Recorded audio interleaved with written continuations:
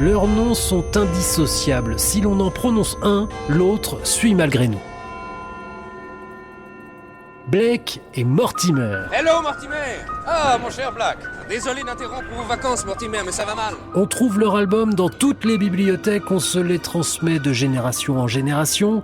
Blake et Mortimer traversent le temps. Voyez sergent, sur le mur, ce dessin à la craie. La marque jaune. Après le passé, les origines de Blake et Mortimer, voilà le présent, le nouvel album, Le Dernier Espadon.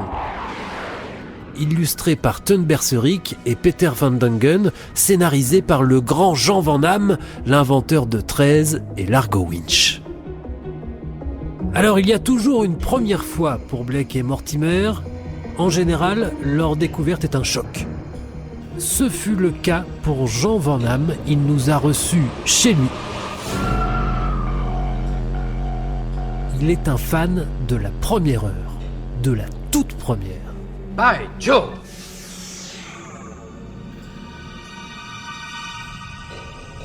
Je fais partie de ceux qui l'ont découvert dès le premier jour, très exactement le 26 septembre 1946.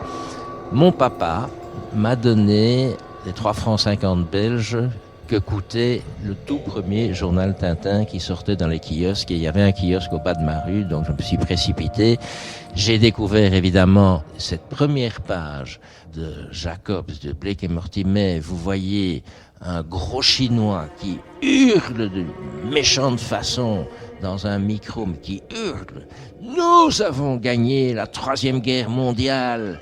Et ces images de Paris en flammes, Londres en flammes, tout est... Vous avez 7 ans et demi, vous sortez de la guerre, vous avez quand même le souvenir des V1, des V2 et de quelques bombardements. Ça vous colle tout de suite. Et extraordinairement, on commence par les méchants, c'est-à-dire le colonel Ulrich, et on commence par un traître qui prévient nos amis Blake et Mortimer, mais ça on ne s'en rend pas compte tout de suite, et qui est abattu froidement. Oups là, c'est pas du Tintin, hein, c'est du solide là. On était fascinés. En 1996, Jean Van Damme scénarise le premier album de Blake et Mortimer depuis la mort d'Edgar P. Jacobs, l'affaire Francis Blake. Pas facile justement de reprendre le travail du maître que l'on admire, mais Jean Van Damme n'a pas hésité une seconde. C'est l'acteur à qui on propose le Roi Lear, c'est l'acteur à qui on propose Cyrano, ça n'arrive pas tous les jours. J'ai presque eu le malheur, heureusement j'avais déjà signé le contrat, de dire au grand patron que je l'aurais fait à l'œil. Tellement ça me faisait plaisir. Oui, j'ai dit tout de suite oui, je me suis tout de suite entendu avec Ted Benoît pour choisir l'époque où ça se passerait, c'est-à-dire l'époque des années 50.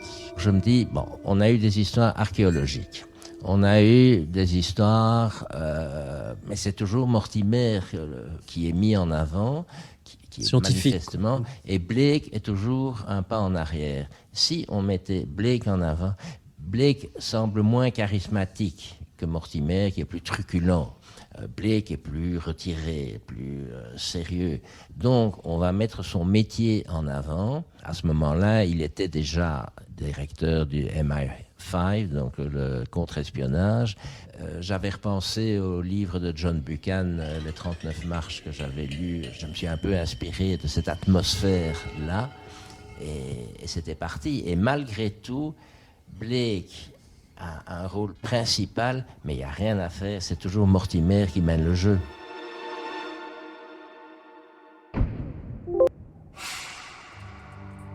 L'Espadon, cet avion submersible, cette arme de guerre, apparaît en 1946 dans le tout premier épisode de Blake et Mortimer. Pourquoi décider aujourd'hui de réutiliser cette invention ? Pourquoi l'Espadon ? Pour 2 choses. Dans un précédent, juste avant, Yves Sand avait raconté La vallée des immortels, et tout au début du premier tome, il rappelle les images qu'on avait vues de l'attaque des Espadons et de la petite guerre qui a mis la fin et l'attaque sur Lhasa pour justifier la manière dont Ulrich avait survécu. Mais je me dis, mais ces Espadons, on n'en parle plus. On n'en parle que d'une seule manière, c'est à travers tous les albums, on félicite Mortimer. Ah, le professeur Mortimer, le génial inventeur de l'espadon.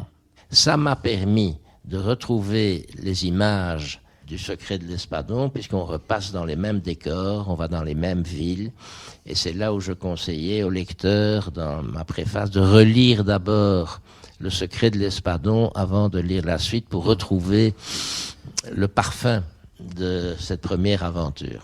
À un moment, Blake dit à Mortimer, « Vous, Mortimer, le génial inventeur d'une arme capable de ravager une ville entière en moins d'1 heure, vous considérez-vous comme un bienfaiteur de l'humanité ?» C'est pas une bonne question. Terrible question, ouais. C'était celle-ci qui vous intéressait, en fait. Voilà. Et Blake, de son côté, reconnaît que de militaire, il est devenu un super flic, patron du MI5, et dans l'histoire, il cause la mort d'un de ses agents. Donc j'ai voulu faire sentir qu'ils ne sont pas si blancs-neige que ça. Ils ont une responsabilité, et je voulais régler ce compte que j'avais avec Blake et Mortimer, où on les félicite toujours. Évidemment, on attaque Bazam Damdu, comme on a attaqué les Japonais en larguant une bombe sur Hiroshima et Nagasaki. Bon, ça se discute, hein.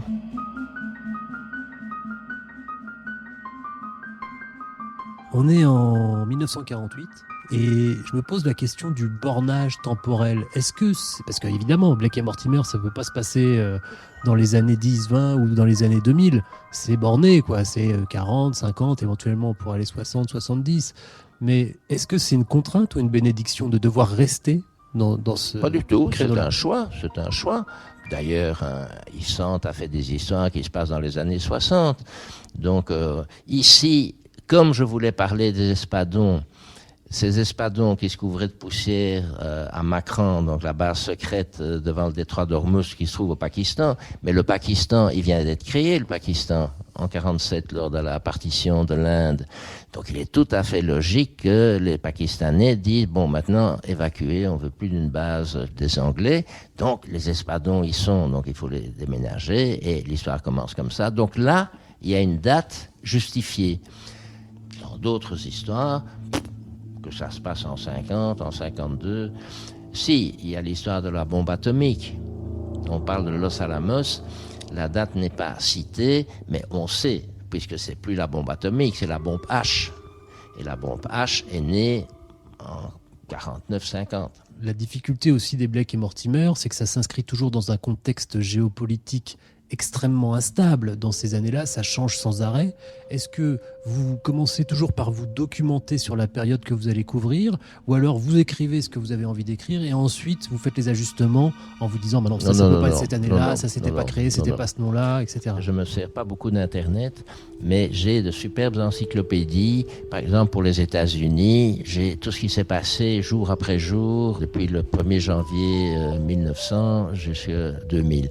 J'ai ça pour la Belgique, j'ai ça pour la France, j'ai ça pour le monde entier.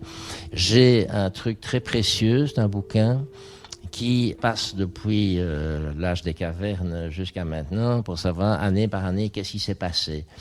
Je feuillette tout ça et parfois je tombe sur un truc important. Ah, là, il y a eu une révolution. Là, les Russes ont...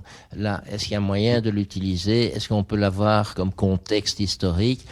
Oui, non, puis vous réfléchissez. Bon, un scénario, ça se trouve pas en une semaine, donc ni en un mois. Il y a un côté un peu Alexandre Dumas dans votre manière de faire, c'est-à-dire insérer des personnages dans le grand décor de l'histoire, sans que ça dérange trop tout le reste quand même, quoi. Est-ce que parfois vous avez été arrêté par ça? C'est-à-dire vous dire, non, si je les mets là, c'est impossible. Ça change l'histoire du monde. Je suis contre. Sand fait ça plus que moi. Je suis contre parce qu'effectivement, ça date. Je me souviens dans sa première adaptation, ils allaient quelque part où les Beatles faisaient. Donc, on prend les Beatles, donc on date.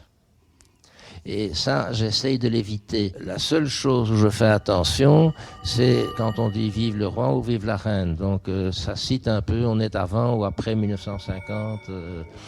C'est parfois la reine, c'est parfois le roi. C'est le seul truc où je fais attention. J'essaye d'éviter des personnages connus pour ne pas dater. Quand vous lisez ma préface Bon, vous avez déjà deviné que le but de l'Espadon sera de démolir Buckingham Palace. On poursuit quelque chose qui aurait été psychologiquement très pénalisant pour l'Angleterre, c'est le coup des Twin Towers aux États-Unis. Ça a frappé l'Amérique comme aucun autre acte terroriste aurait pu le frapper. Donc on se base sur une histoire vraie. Vous lisez la préface, vous avez donc, vous, lecteurs intelligents, parce que ceux qui achètent Blake et Mortimer sont forcément intelligents. C'est le critère. Donc, vous savez à quoi va servir l'Espadon. De même que quand vous voyez le faux major à la première page, vous savez déjà que c'est Ulrich qui se déguise. C'est jacobsien. Je ne dis pas qu'on se fout de la tête du lecteur, mais c'est tellement jacobsien que c'est drôle. Mais justement, c'est complètement assumé, ces tics de Blake et Mortimer. C'est des évidemment. codes obligatoires, quoi. Des passages obligés. C'est pas obligatoire, puisque certains repreneurs, certains autres mercenaires ne s'en sont pas servis. Je me demande si je ne suis pas le plus jacobsien des repreneurs. Et cette fois-ci, j'y ajoute quelques notes d'humour, qui sont des notes, je dirais de petit humour, mais comme c'est dans des histoires où généralement il n'y en a pas, ça vous marque. Edgar P. Jacobs est mort en 1987, mais ses héros lui ont survécu. La question est, les héros sont-ils immortels ? Je ne vois absolument pas pourquoi les héros doivent mourir. Déjà que les auteurs meurent. Si en plus vous faites mourir les héros, on ne s'en sort plus. Dans 13, je faisais mourir une bonne femme, et ma femme qui lit les scénarios avant tout le monde, qui se fout pas mal à la bande dessinée, mais enfin elle lit le scénario, elle dit pourquoi tu l'as tuée celle-là ? Elle va peut-être te servir après. Bien sûr qu'elle m'a beaucoup servi par après, donc j'aurais été idiot. Sullivan, dans le deuxième Largo Winch, il aurait dû mourir. Enfin, dans Business Blues, il aurait dû mourir. Et ma femme m'a dit, mais enfin, pourquoi le tues-tu ? Il pourra peut-être servir. On l'a mis dans un fauteuil roulant et il a beaucoup servi par après.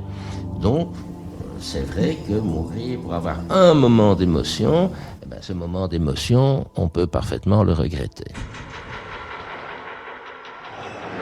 Est-ce que vous avez une nouvelle idée qui vous trotte dans la tête pour Blake et Mortimer ? Pas du tout. Pas du tout. Non, ça peut venir, ça peut pas venir, mais je ne cherche pas particulièrement. Bon, comme je vous ai dit, ça c'est en lisant le rappel de sang dans l'attaque de Lhasa, je me suis dit, mais c'est vrai, on parle tout le temps de l'Espadon, mais on ne les voit plus. Et si on les voyait ? Et c'est parti comme ça. C'est parti d'un petit truc. Et ça peut partir d'un truc, mais ça peut venir à tout moment, pendant que je mange des tomates aux crevettes ou n'importe quand. Je ne cherche pas spécifiquement. J'avais déjà dit non, je n'en fais que 3, etc. Puis la légende explique, c'est pas une légende, que ma femme avait promis à Yves Schlier, le directeur éditorial, que j'en ferais encore un. Mais je crois qu'ils avaient bu déjà 3-4 verres à ce moment-là. Et puis, c'est venu. C'est venu et j'estime que c'est mon meilleur. Regardez, Blake. Un escalier. À quelle profondeur, on n'en voit pas la fin. C'est impressionnant, on dirait l'entrée de l'enfer. Allons-y. Voilà, c'était le grand Jean Van Damme qui signe le scénario du dernier Espadon chez Dargaud, le nouvel épisode de Blake et Mortimer. Après le passé et le présent, retour vers le futur avec les inventions folles imaginées par Edgar P. Jacobs et Thierry Belfroy, grand spécialiste de l'œuvre et de ses inventions.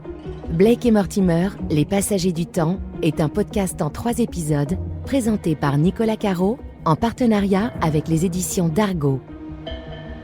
Production, Xavier Joly et Marco Grunfeld. Prise de son, Victor Nolot.